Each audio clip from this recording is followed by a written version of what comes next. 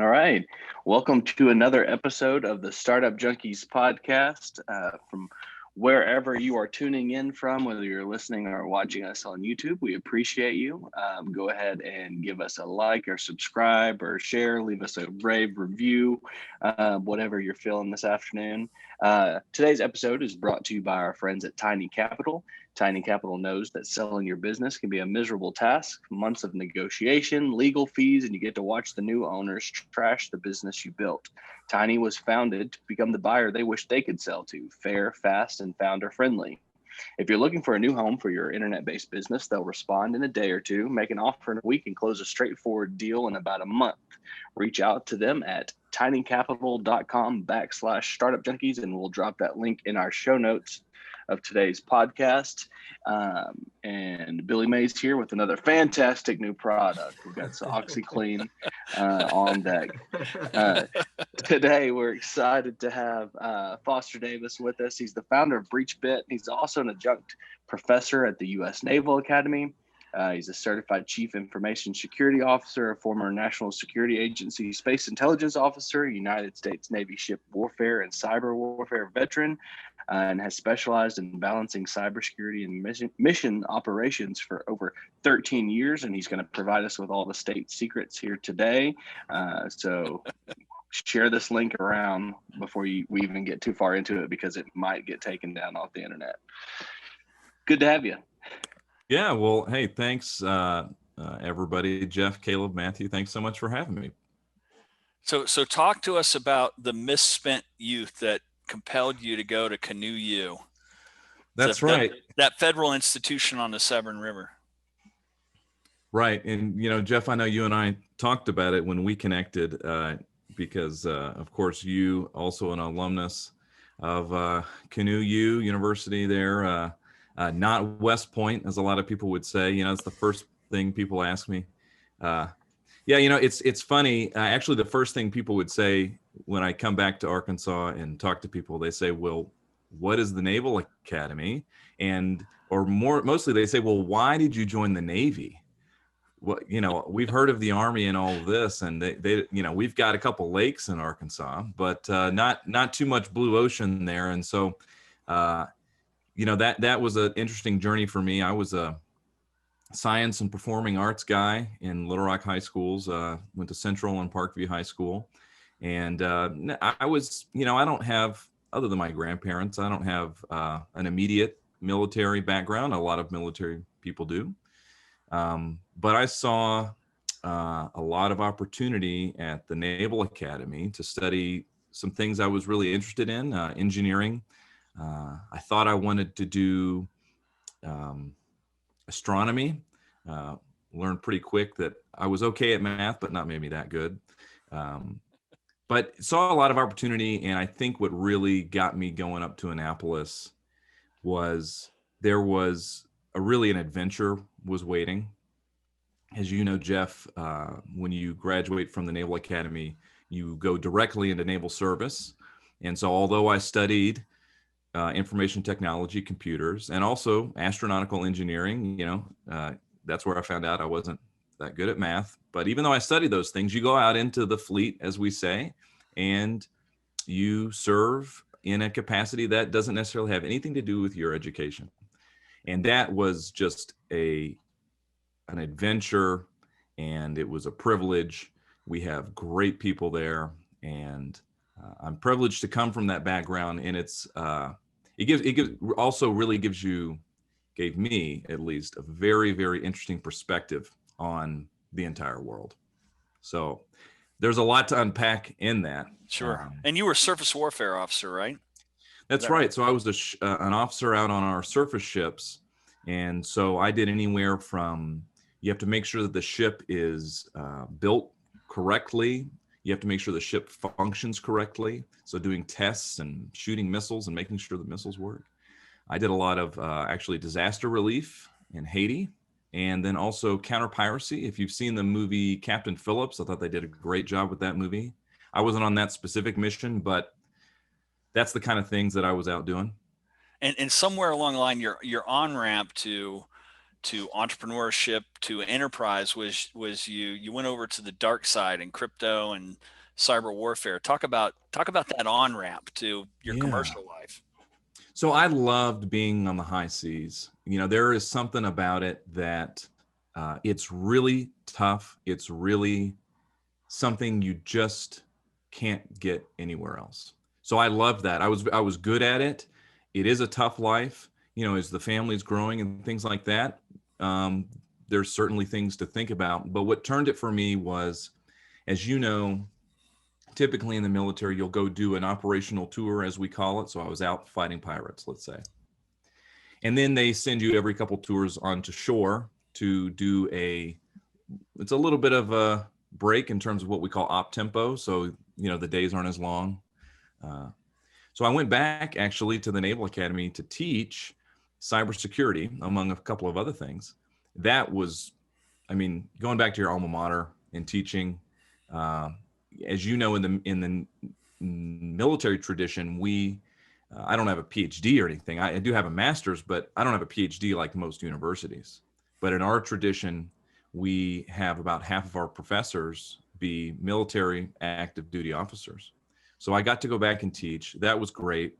And while I was there, I said, I really like this ship. I really like being a ship officer. I really like doing these missions, but I do see a lot of headlines about cyber attacks and trying to figure out how to get ahead of those that would harm us.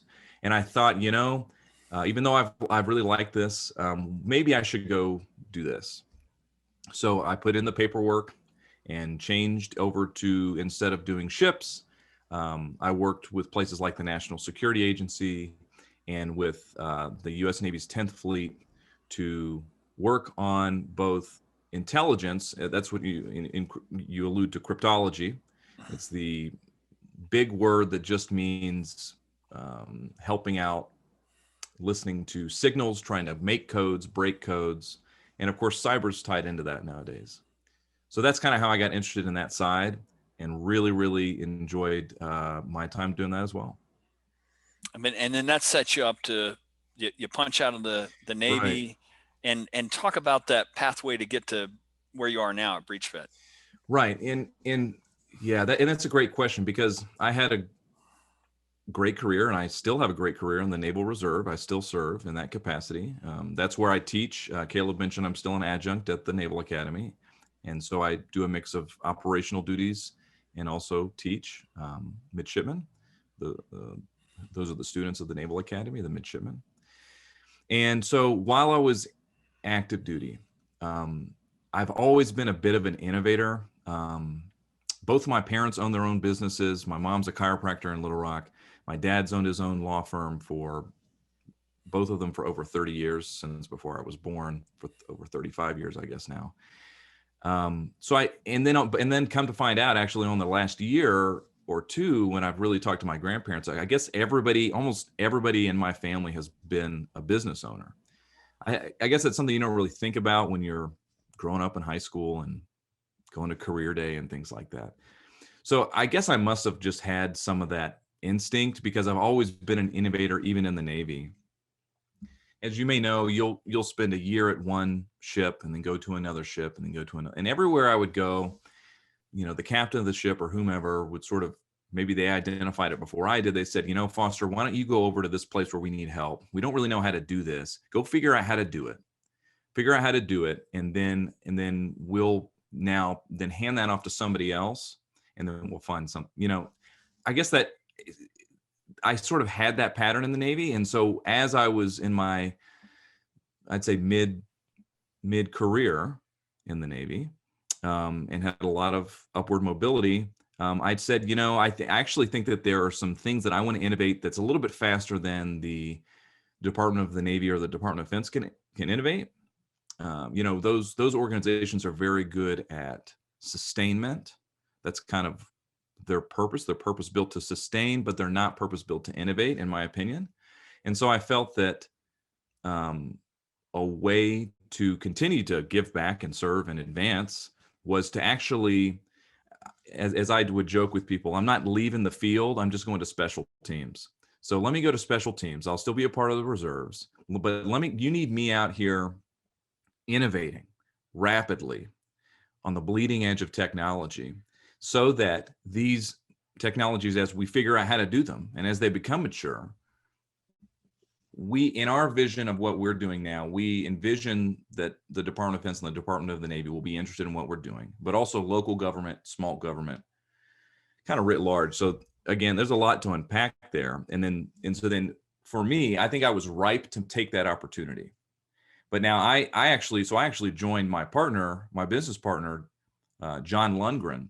He had already sort of been moonlighting this business, this amazing technology that he came up with about how to automate and apply artificial intelligence to the hacker methodology. Meanwhile, I had been taking the Navy's hackers and going around for the last 3 years of my active duty to go around the Navy and conduct what's called red teaming, to hack ourselves so that we hack ourselves before the bad guys hack us, so we can learn. It's the best way. All the organizations that are best in class know that this is the most rapid way to keep up with the threat and to avoid getting hacked by the threat.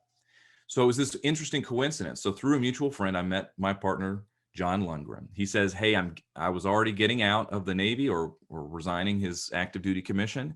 He said, this is what I'm doing. And I said, that is serendipitous. I totally get this. And so we almost immediately made plans. I was about 4 months behind him.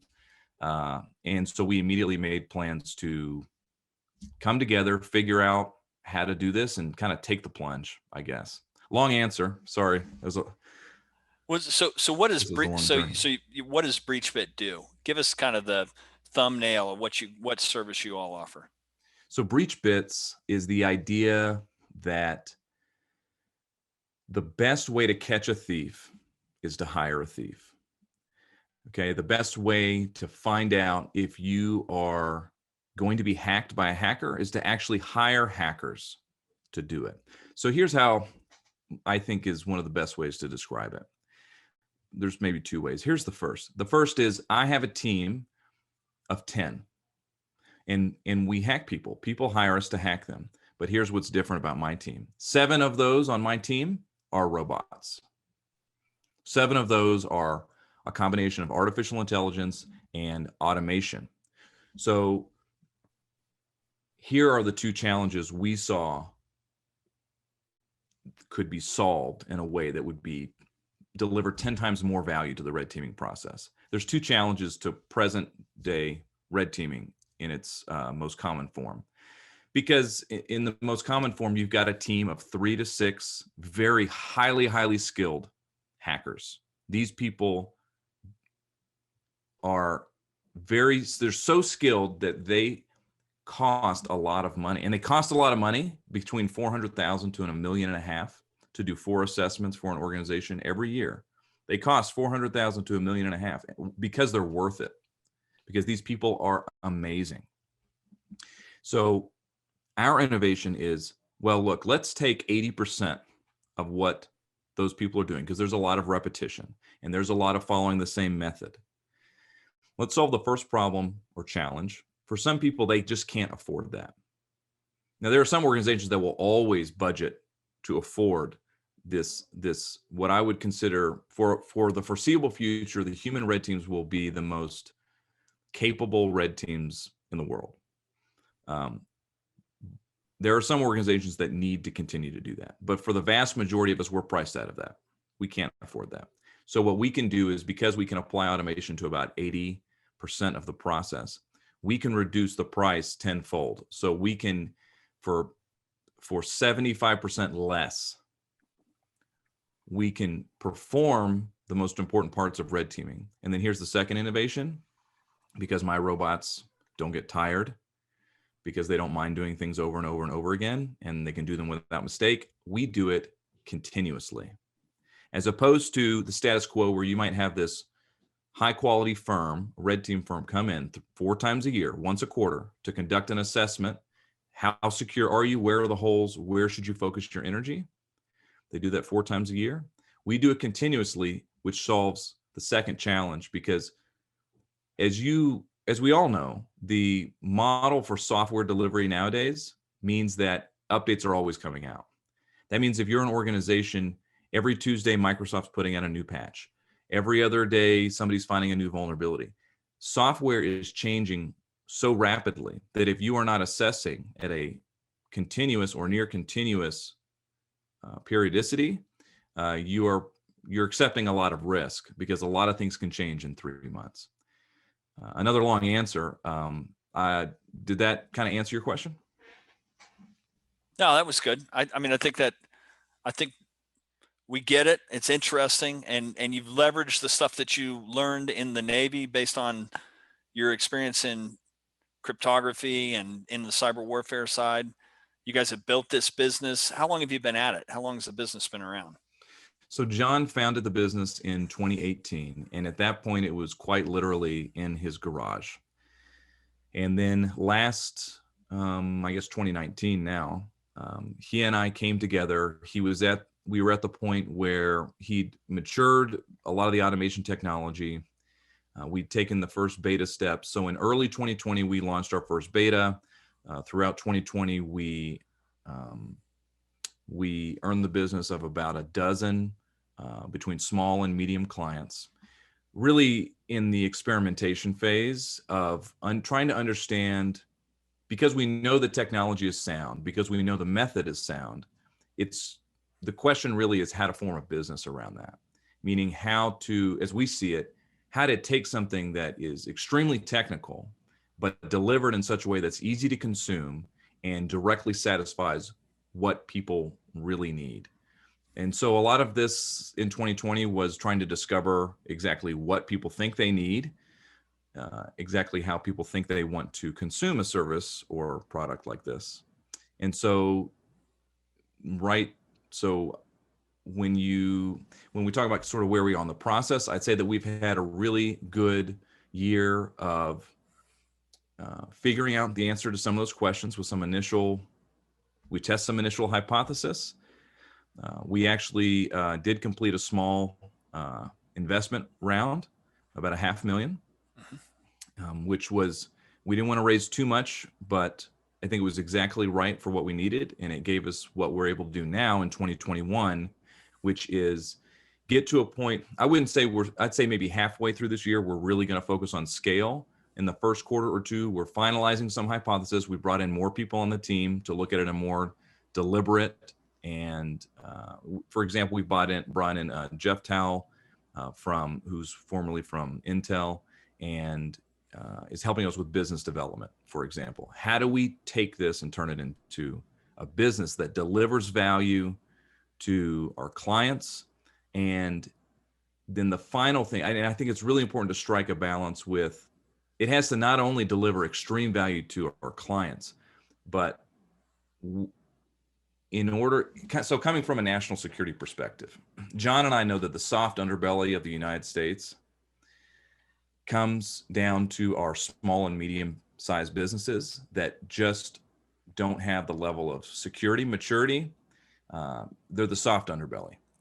We need to make something that is so profitable that we can deliver it widespread.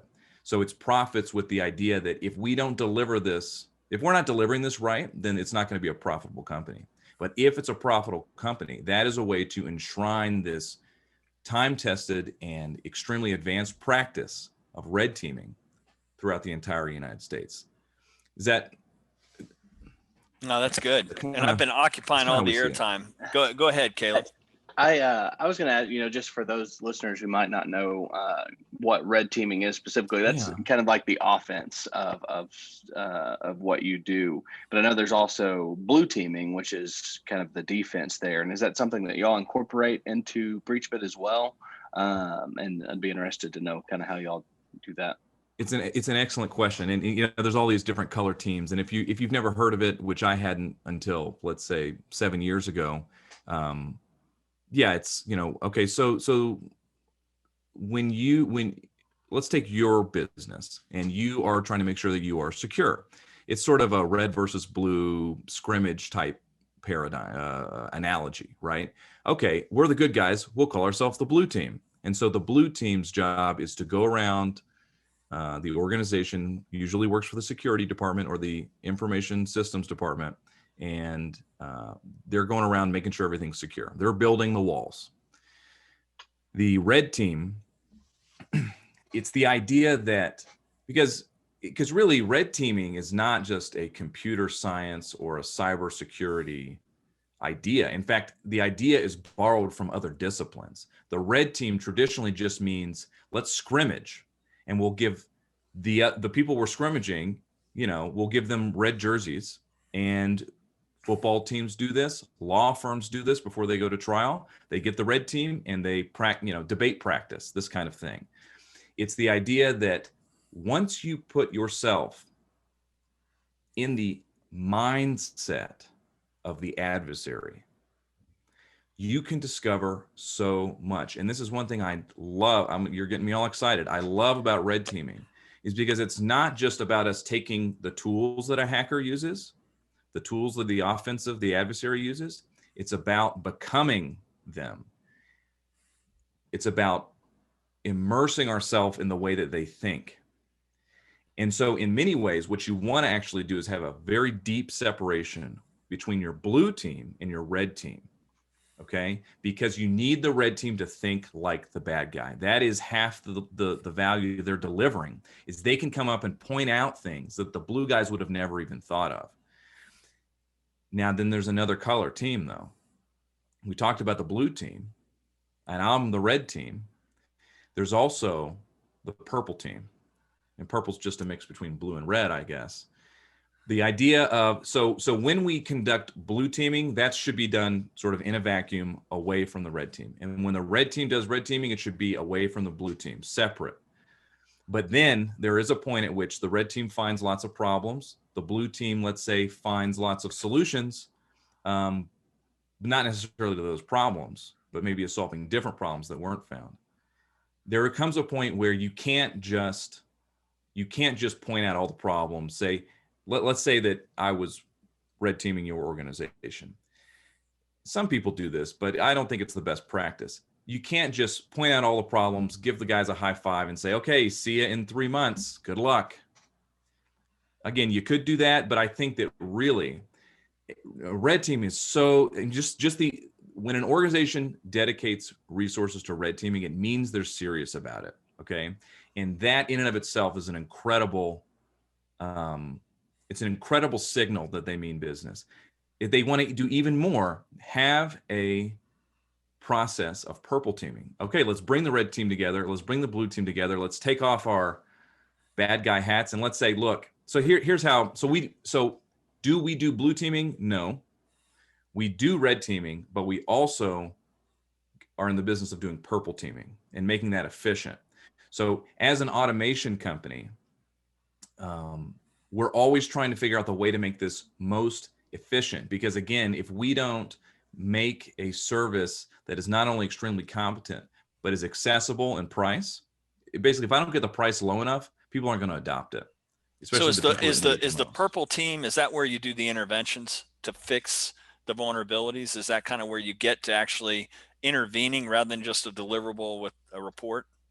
It's a collaborative process. So imagine what would happen if you had the blue team in the room, the red team in the room, and the business decision makers in the room, kind of all together. So what would happen is red team would say, here's some things that are wrong. Blue team would say, well, here's what we tried to do to prevent it. Business owner might say, well, how big of a risk is this? Okay. Once we arrive at, well, we should.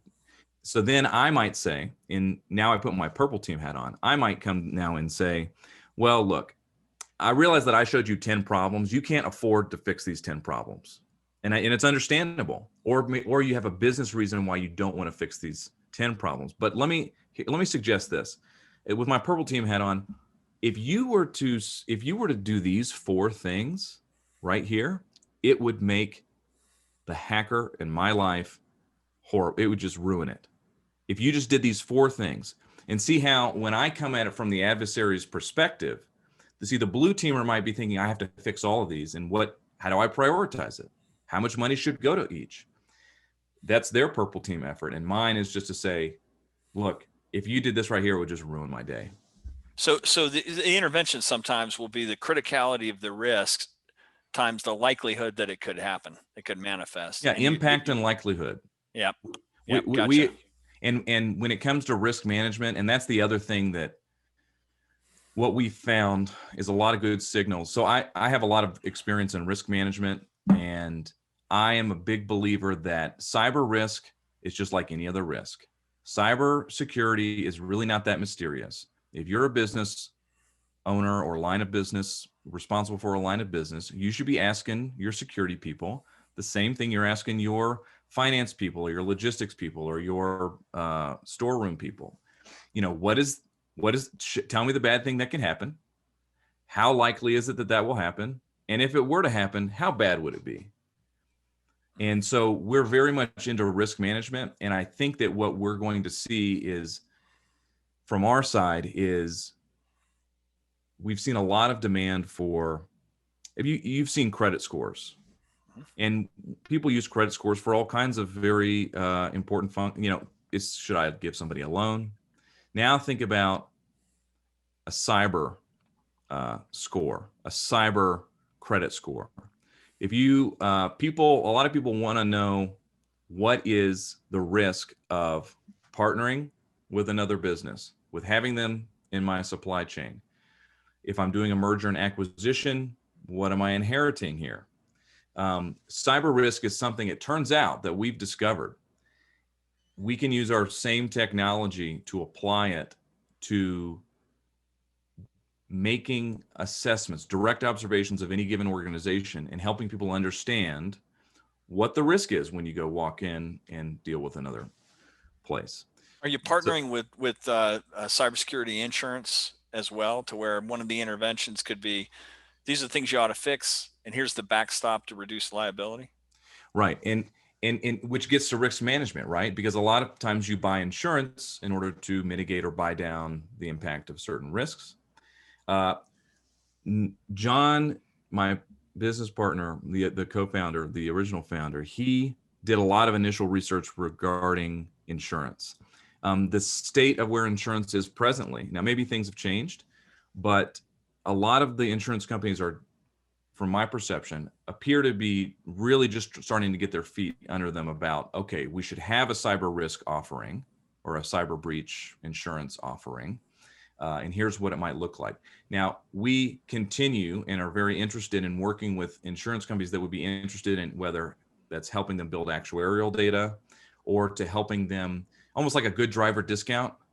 Okay. Like if we could help the insurance company understand that not only have we assessed this company, the insured, but we actually tried to hack into them and they are extremely secure.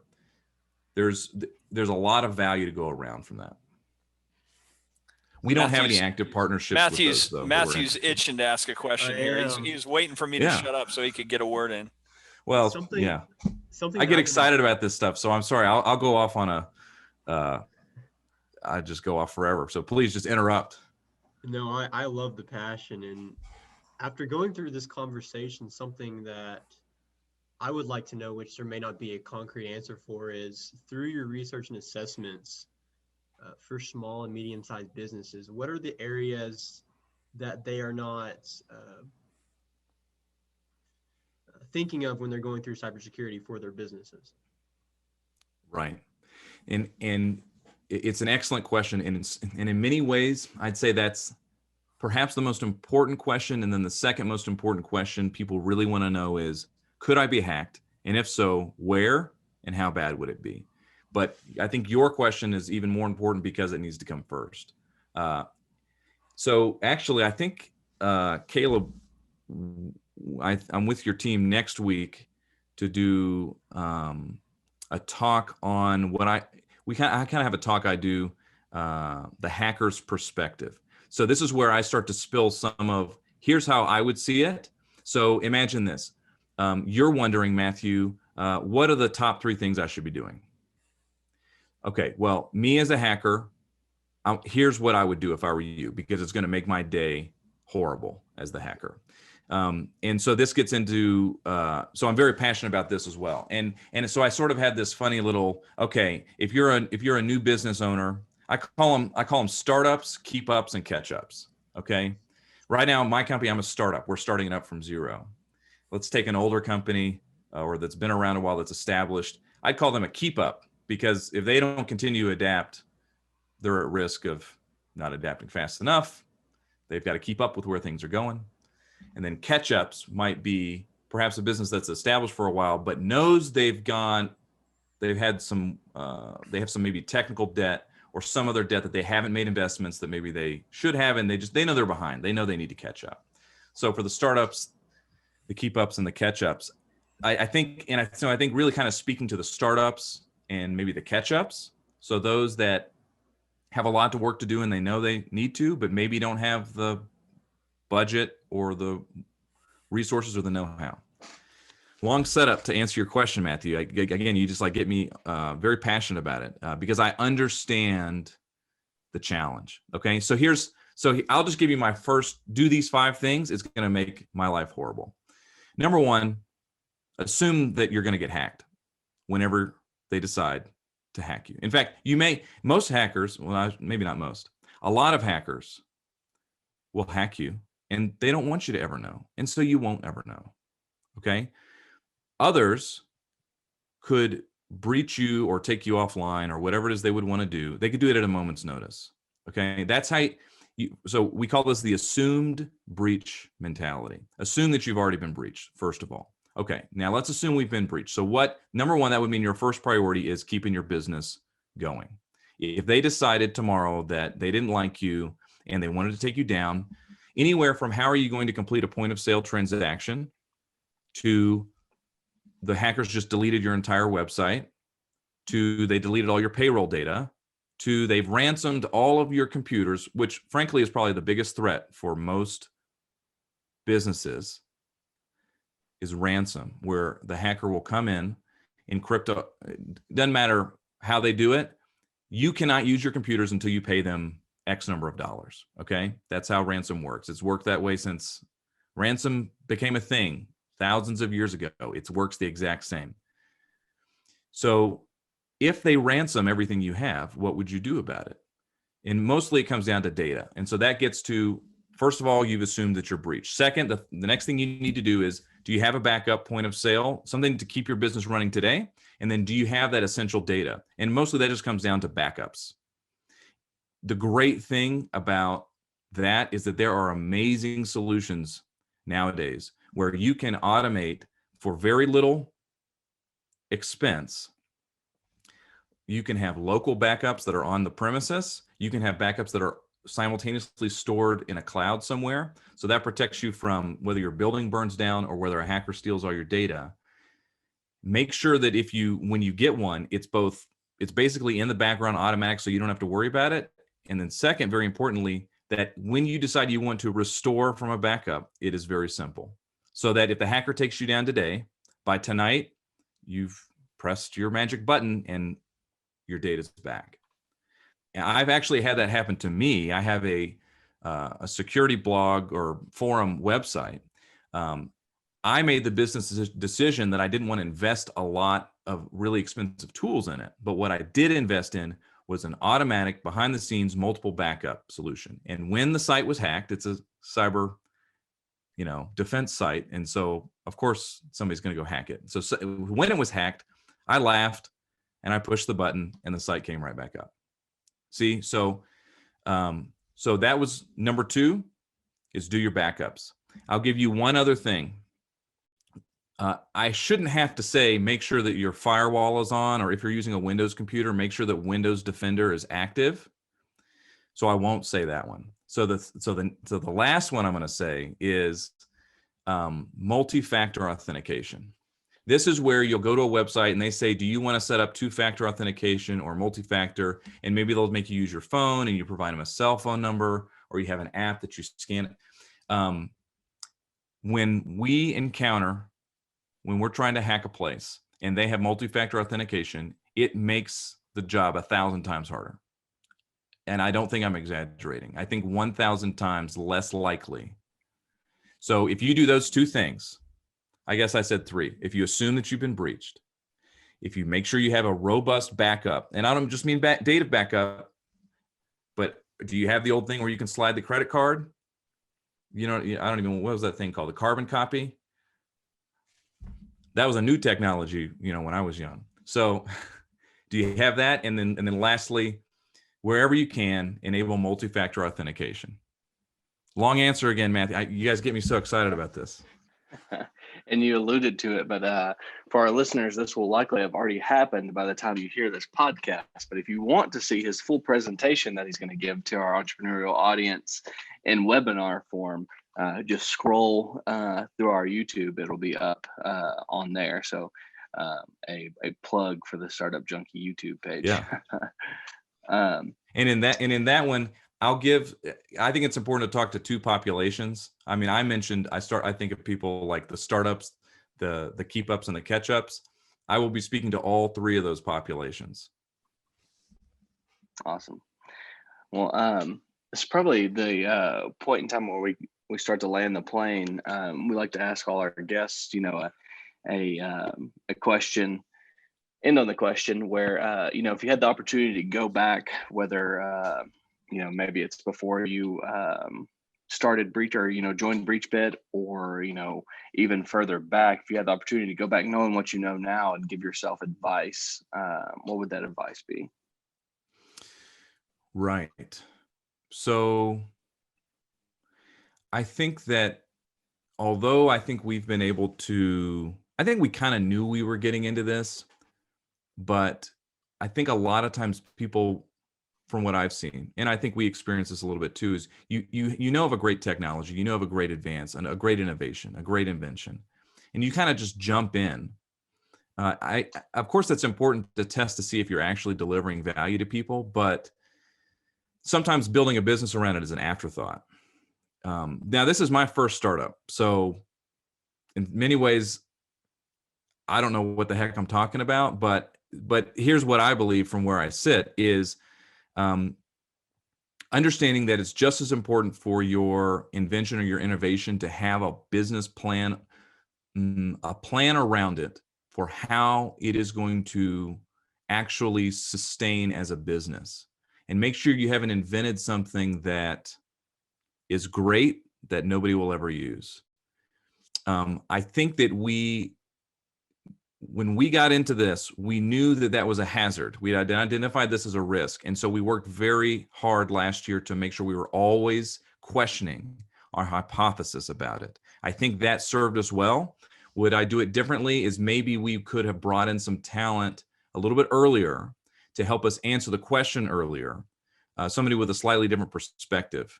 That would have cost us in other ways, but that definitely comes to mind when you ask that question. Foster, that's great, and this was a tutorial for those that might not be as immersed in cybersecurity and all the vagaries associated with it. And you didn't hit the stat, but I saw a stat once upon a time that 60% of the small businesses that do have a major attack might go out of business within a year. It's some ridiculous percentage like that, to where it's a real risk. And a lot of people are just wandering along in the forest, assuming it's not going to be a problem or it's not going to happen. So I think it was really instructive what you took us through there. How can people find out more about what you're doing? I know you've got a number of points of presence out there. What's the best way for them to find out more? Well, for people interested in what we do from the red teaming side, if you go to breachbits.com, you can anywhere from read some of the thought leadership that especially John Lunger, my partner, puts out a lot. The man is wicked smart. Okay. And we contribute, our aim is to contribute a lot to the ecosystem. So from that perspective, you can find there. You can also, of course, sign up for any of our services there. I also have just a small professional blog where I talk about the fusion of a lot of different disciplines. I've always been into multidisciplinary things, and cyber and IT doesn't matter unless it's helping bridge a gap or serve some other complementary discipline. So I have another professional blog at lantern.be, lantern.be. And I've got some things there, but BreachBits is probably the best spot. Thanks for coming on. Here's to go Navy, beat Army. Hopefully the football team will return in force next year. There we go. Really appreciate you coming on, and we look forward to seeing you around the venture ecosystem. Thanks so much. Thanks, guys. Talk soon. All right. See ya. Thanks, Foster. Yeah.